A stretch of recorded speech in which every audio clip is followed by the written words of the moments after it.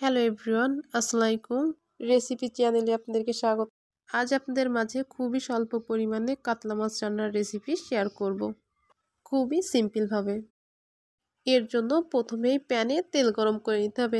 এরপর পেঁয়াজ কুচি, রসুন কুচি, কাঁচামরিচ, জিরা বাটা, লবণ, হলুদ দিয়ে সুন্দরভাবে কষাই নিতে হবে। কষাই নেওয়ার পর মাছের পিসগুলো দিয়ে দিতে হবে।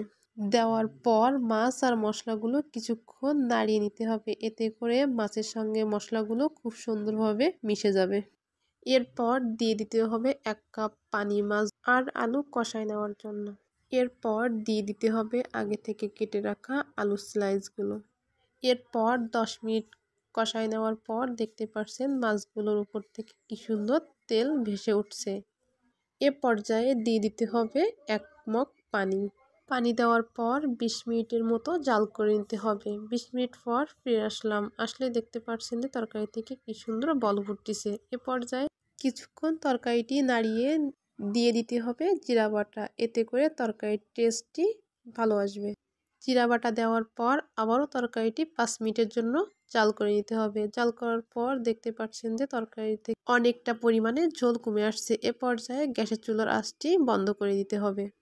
তৈরি হয়ে গেল খুবই সিম্পলভাবে কাতলা মাছ রান্নার রেসিপি। আপনারাও বাসায় এভাবে ট্রাই করতে পারেন। ভিডিওটি ভালো লাগলে অবশ্যই লাইক, কমেন্ট, শেয়ার করবেন।